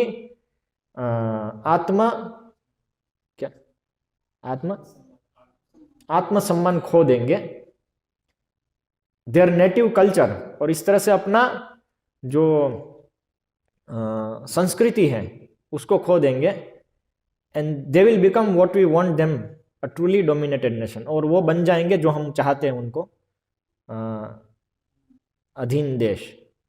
तो स्वतंत्रता हमको 1947 में मिली, लेकिन इसके अनुसार तो हम अभी भी अधीन हैं, हम अस्वतंत्र है, हमारे ऊपर राज्य किया जा रहा है, केवल चमड़ी बदल गई। वो ब्रिटिशर पहले सफेद चमड़ी में आते थे, अभी यहाँ पे भारतीय चमड़ी में है, लेकिन है तो वही। कुछ दिनों से आप वो जो स्कूल का क्या एनुअल फंक्शन भी सुन रहे हैं तो समझ में आ जाएगा कि ये ब्रिटिशर भी तो यही चीज बोलते थे, इसी तरह से व्यवहार करते थे, हम भी वही कर रहे हैं, तो वास्तव में तो डोमिनेटेड। तो ये उनकी, ये तो एक छोटा सा पत्र है। अन्यत्र थॉमस मैकॉले कहते हैं कि हम इस प्रकार की शिक्षा प्रणाली बनाएंगे कि जिससे ये लोग स्वयं ही इसको छोड़ने लगेंगे, मतलब वैदिक कल्चर को छोड़ने लगेंगे। तो इसलिए ये जो बात की हमने कि बीच वाले लोगों को हम नहीं स्वीकार करेंगे, ये सबसे बड़ा वार था। ये इन लोगों को संस्कृत क्यों सीखना पड़ा? ये जो इंडोलॉजिकल डिपार्टमेंट हम जिसको कहते हैं आज, इंडोलॉजिस्ट, ओरिएंटलिस्ट भी उसी प्रकार के हैं, कोई बहुत बड़ा अंतर नहीं है। ये सब डिपार्टमेंट यहाँ से स्थापित होकर आए थे, ये एक ही पद्धति को पालन करते, और पद्धति वो स्थापित की गई थी विशेष रूप से कि परंपरा टूट जाए शास्त्रों को जानने में। पारंपरिक रूप से यदि आप शास्त्र नहीं जानते हैं तो उस शास्त्रों को आप अपना अर्थघटन दे सकते, इसलिए उन्होंने एक दूसरी परंपरा स्थापित की स्वयं अर्थघटन करके। इसलिए वो लोग संस्कृत जाने, बहुत ही संस्कृत में विद्वान बने। मैक्स मुलर ने सभी ग्रंथों के ऊपर उसका अनुवाद किया अंग्रेजी में, sacred books of the east करके पूरा पब्लिकेशन है कि जिसमें वेद, पुराण, इतिहास सब कुछ वो लोग ने अनुवाद किया है, जिसमें मैक्स मुलर है, बुहलर है, ऐसे बहुत सारे, कॉलिंस हैं, ऐसे बहुत सारे लोग उसको अनुवादित करते थे और उसमें अपना जहर घोलते थे। तो एक उदाहरण है उसमें से, ये बुहलर की मनुस्मृति का अनुवाद है, बुहलर का मनुस्मृति का बुहलर का अनुवाद। तो उसमें ये 6ठे अध्याय का 50वां श्लोक जो आता है उसमें कहते हैं, neither by explaining the prodigies and omens, nor by skill in astrology and palmistry, nor by giving advice and by the exposition of the shastras, let him ever seek to obtain arms. ये बता रहे हैं कि जो ब्राह्मण है उसको शकुन अपशकुन बता करके, या तो ज्योतिष शास्त्र के ऊपर, या तो लोगों को सलाह दे रहे हैं, कुछ सलाह लेना है तो सलाह देने के माध्यम से उसको अपना घर नहीं चलाना चाहिए, ऐसा बता रहे हैं। और यहाँ पे वो अपना पॉइंट डाल रहे हैं। ये बुहलर की टीका है जो अलग अलग शास्त्रों से ला करके बता रहे हैं, और बाद में कह रहे हैं कि this verse which occurs also in VAS 10, ये कोई धर्म ग्रंथ है, क्या है VAS याद नहीं, 21, is historically important as it shows that in ancient as in modern times ascetics followed worldly pursuits and were the teachers or advisors of the people। कि ये दिखा रहा है कि जो ब्राह्मण लोग और तपस्वी लोग हैं वो लोग भी भौतिक चीजों में इंटरेस्ट लेते थे और लोगों के टीचर और एडवाइजर बनते, जबकि श्लोक में बता रहा है कि नहीं होना चाहिए ऐसा। श्लोक में कर रहे बोल रहे कि ऐसा करो मत, और वो बता रहे कि ऐसा करते थे लोग, हम इससे जान सकते हैं।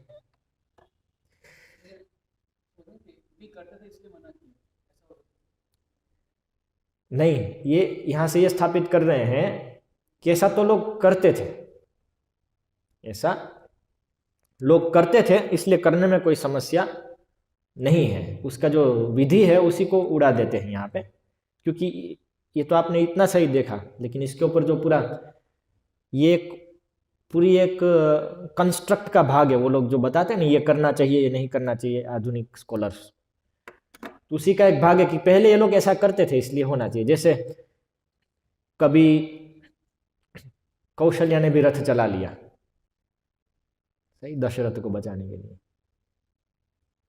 तो बताते ऐसा करते थे तो हम कर सकते हैं, जबकि वो मना किया है दूसरी जगह पे। इस तरह से तो ऐसे ये लोग जहर घोल करके शास्त्र का अर्थघटन इत्यादि सब करते हैं, जिससे नुकसान होता है। ये हमारा ब्रेन वॉश करते हैं इस तरह से। तो इसलिए हम शास्त्र के आधार पे, गुरु परंपरा के आधार पे, साधु प्रमाण के आधार पे ही चलना चाहिए। हमें इन लोगों से सलाह मशवरा नहीं करना चाहिए। ये लोग ने सेंट्रल प्रमाण हटा दिया है। अभी इन्हीं लोगों के द्वारा प्रशिक्षित, ये लोग ने पूरी यूनिवर्सिटी सिस्टम बनाई और उसके अंदर प्रशिक्षित लोग हैं, वो लोग बहुत बहुत ग्रंथ आज उत्पादन कर रहे हैं और पहले भी किए हैं। जैसे पीवी कणे का हिस्ट्री ऑफ धर्मशास्त्र, पांडुरंग वामन कणे जो महाराष्ट्रियन ब्राह्मण थे, लेकिन जो ये सिस्टम में पढ़े थे और बहुत बहुत बहुत विद्वान थे धर्मशास्त्रों में, लेकिन उन्होंने पूरा हिस्ट्री ऑफ धर्मशास्त्र लिखा। उनका विचार नास्तिक विचार था, इसलिए हिस्ट्री ऑफ धर्मशास्त्र में अलग अलग स्मृति शास्त्र और उनकी टीकाएं भी कोट करेंगे, लेकिन जो टीकाएं बता रही है उसको स्वीकार नहीं करके उससे विरुद्ध मत का भी स्थापन करेंगे खुद।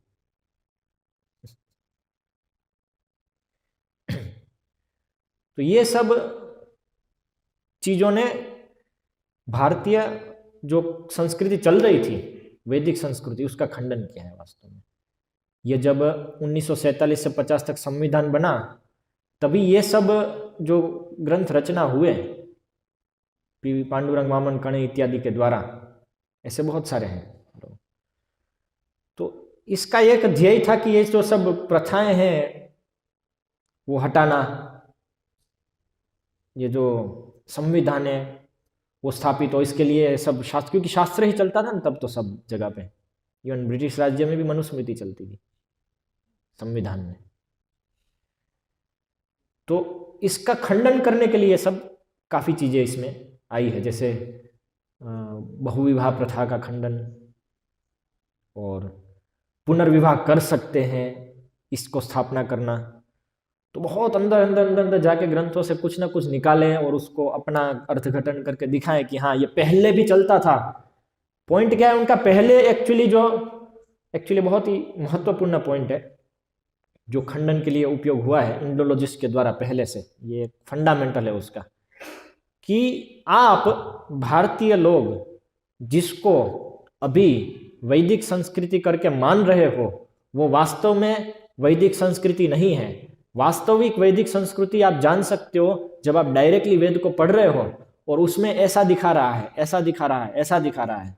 ये जो आपको अभी समझ है वैदिक संस्कृति की, ये बीच वाले जो ब्राह्मण सब आए वो मिल करके ये सब लिख दिए हैं, जिसके कारण आप सोच रहे हो कि ये है, लेकिन एक्चुअली ऐसा नहीं है। और वो ब्राह्मण तो देखो कैसे थे, आपको पढ़ने भी नहीं देंगे शास्त्र सीधा, क्योंकि पढ़ेंगे तो पता चल जाएगा सब।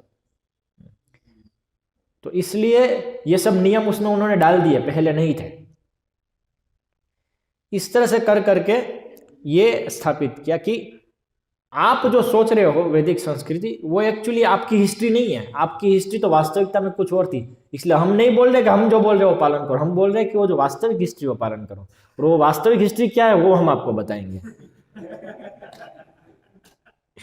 समझ में आई पद्धति? अभी हम हंस रहे हैं क्योंकि मैं इस प्रकार से बता रहा हूं, लेकिन इस चीज को आप 1 साल के अंतर्गत बताएंगे स्थापित कर करके तो आपको हंसी नहीं आएगी, आप उसको स्वीकार कर लेंगे। जैसे अभी इस्कॉन में भी एक बुक प्रचलित, एक बुक लिखी गई है कौनते प्रभु के द्वारा, जो इसी मत के हैं। इवन प्रभुपाद की जो वैदिक समझ है कि क्या वैदिक था क्या वैदिक, वो भी गलत है, वास्तव में ऐसी समझ है। तो वो इन्हीं ग्रंथों से लेकर के आ रहे हैं। तो उन्होंने गुरुकुल के ऊपर एक लिखा ग्रंथ, पुस्तक लिखी है। वो कहते हैं ये रियल वर्णाश्रम सिस्टम है, रियल गुरुकुल है, और जिसमें उनका पॉइंट है कि लड़कियां भी गुरुकुल जाती थी। और उसके लिए जो एविडेंस स्थापित करते हैं, वो एविडेंस वो कहां से लेके आ रहे हैं? एकमात्र एविडेंस है, और वो लेके आ रहे हैं ऐसे लोगों की पुस्तकों से सीधा। आप देखेंगे कैसे प्रूव कर रहे हैं, अरे ये तो यहीं पे है, सब इसी प्रकार से है। ये लोग ने किया, इसने कॉपी पेस्ट कर दिया इधर, और कुछ नहीं। और वो एविडेंस जो है हरित स्मृति का, उसको ऑलरेडी खंडन कर चुके हैं हमारे आचार्यगण। उसका ऑलरेडी माधवाचार्य ने उसका खंडन किया है, और स्मृति चंद्रिका के रत्नाकार ने इसका खंडन किया है, और वीरमित्रद्वय ने इसका खंडन किया है। तो वो सब चीज नहीं लाएंगे, बस ये तो ये बीमारी है, ये अभी भी चल रही है। ये उनका कहने का तात्पर्य कि आप स्वयं नहीं जानते हो कि क्या है।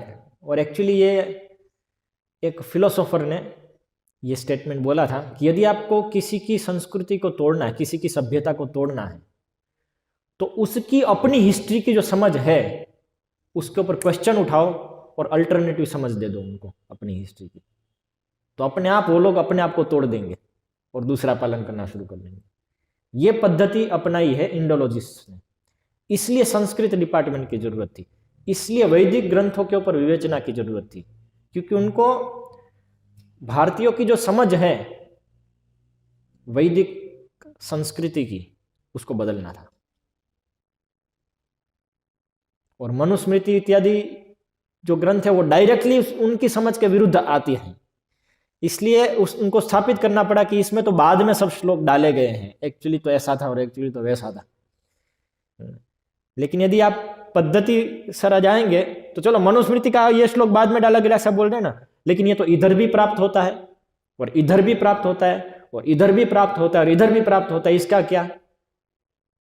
तो बोलेंगे सब कुछ बदल दिया, सब कुछ बदल दिया।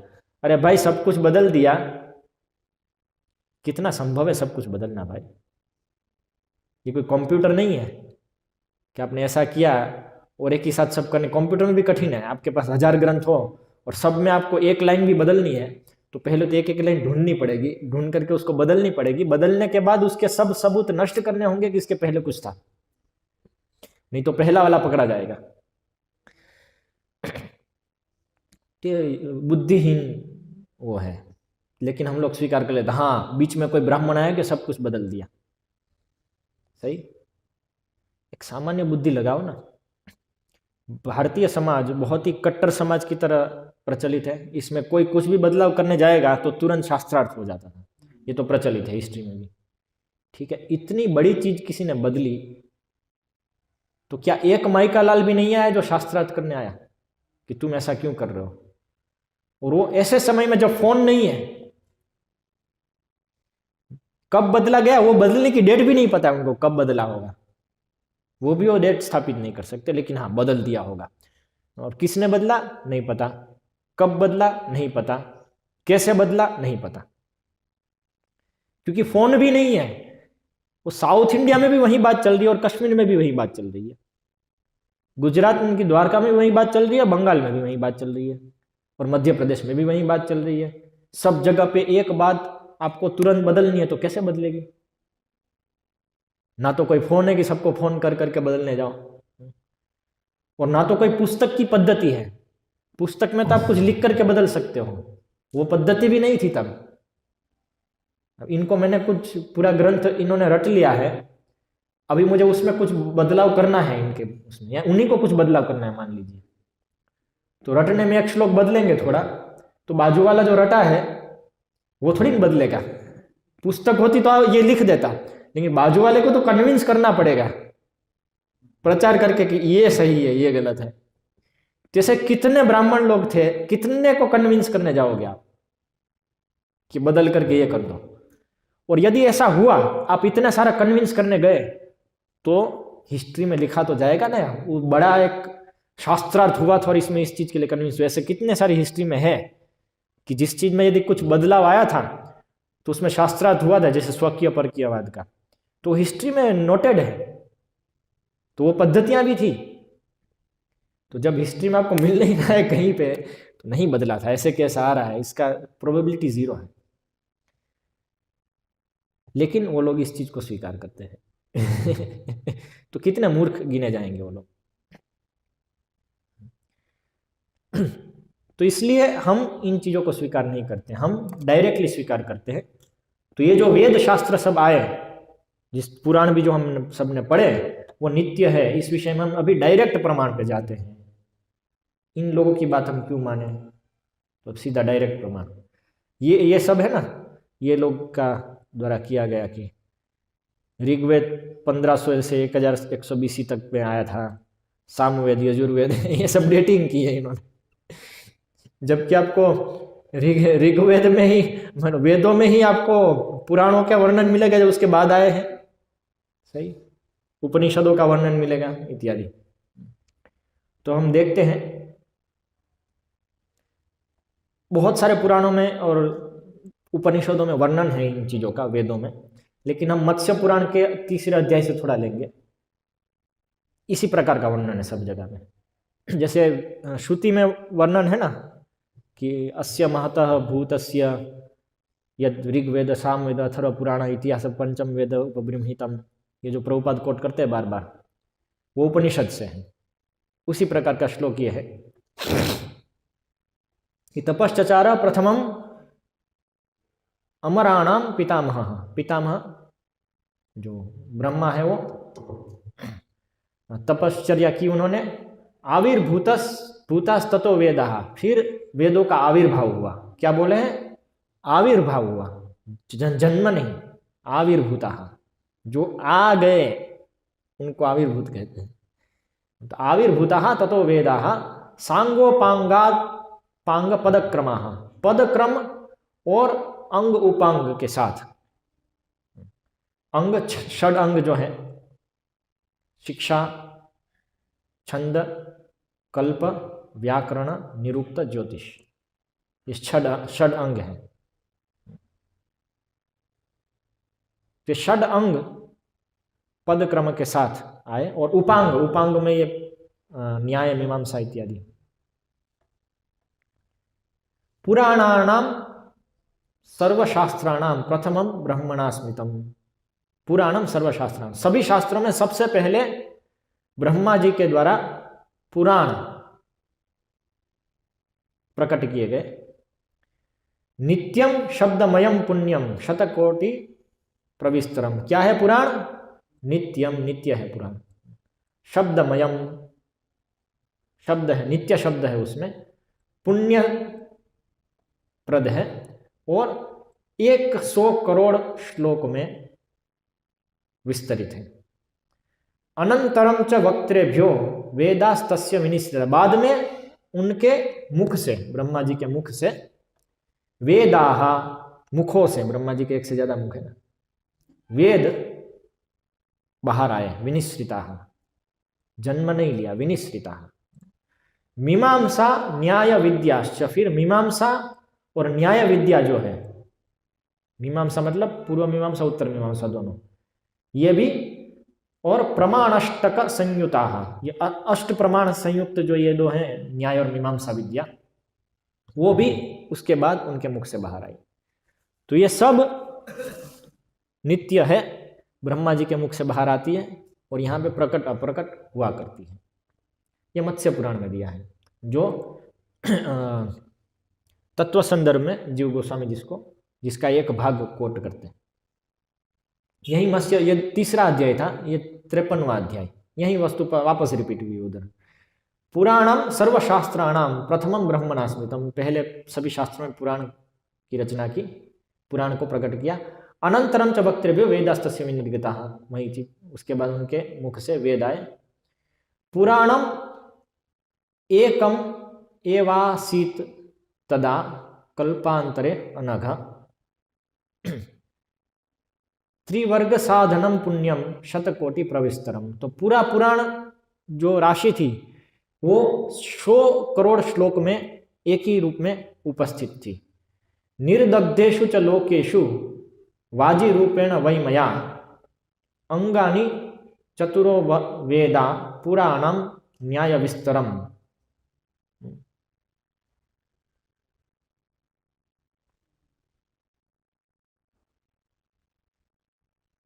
तो जब सभी लोग जल गए थे, जल के खाक हो गए, समाप्त हो गए थे, अर्थात प्रलय हो गया था, तो हयग्रीव के रूप में मैंने 4 वेद उसके 6 अंगों के साथ, पुराण, न्याय शास्त्र और मीमांसा शास्त्र और धर्मशास्त्र के साथ मैंने इनका रक्षण किया था, उसको बचाया था। और फिर again in the beginning of कल्प परिगृह्य मया कृतम, परिगृह्य लेकर के, बचा करके, मत्स्य रूपेण च पुनः कल्पादौ उदकारणवे। तो फिर कल्प की शुरुआत में उदकारणवे मतलब समुद्र में, समुद्र में वो मतलब जलमग्न, जो ये जो क्या बोलते हैं, जलमग्न हो जाता है ना, कल्प के अंत में प्रलय होता है, जलमग्न हो जाता है, उस समुद्र में मत्स्य रूप से मैं पुनः उनको दिया, वेदों को, ये बता रहे हैं। फिर प्रभुपाद चैतन्य चरितामृत 2:6-137 के तात्पर्य मध्वाचार्य को कोट कर रहे हैं। मध्वाचार्य कमेंटिंग ऑन द दृश्यते तो वेदांत सूत्र 2:1-6 पे मध्वाचार्य का जो कमेंट्री है उसमें भविष्य पुराण से बताते हैं। देखिए, मध्वाचार्य भविष्य पुराण से बताया, ऋग यजु सामथर्वाश्च भारतम पंचरात्रकम मूल रामायणम चैव वेद इति एव शब्दिताः, कि वेद किसको कहते हैं? ऋग यजुर साम अथर्व, 4 वेद। भारत मतलब महाभारत, पंचरात्रकम, पंचरात्र, मूल रामायणम, मूल रामायण, इन सबको वेद कहा जाता है। फिर पुराणानि भी, पुराण भी, पुराणानि च, यानी यह वैष्णवानि विदो विदु, जो वैष्णव पुराण है उनको भी स्वतः प्रामाण्यमे तेषाम नात्र किंचित विचार्यति, इनका स्वतः प्रामाण्य है, अर्थात इसमें कोई दोष नहीं है, इनमें कोई दोष नहीं है, इसमें कोई विचार नहीं करना चाहिए। न किंचित विचार, ये इसमें विचार नहीं करना चाहिए। विचार मैं समझाऊंगा नहीं विचार का अर्थ क्या है, ठीक है, वो बहुत टेक्निकल हो जाएगा। तो कहने का तात्पर्य ये सब स्वतः प्रमाण है, ये सब नित्य है। तो ऐसे बहुत सारे प्रमाण है। अभी समय की कमी है, 9:30 हो गए, यहाँ पे हम समाप्त करेंगे।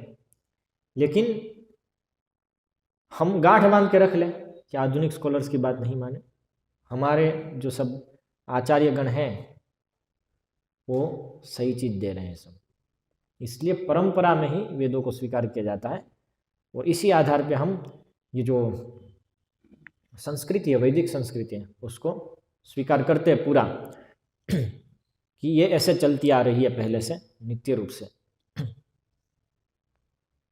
हरे कृष्ण। श्रील प्रभुपाद की जय।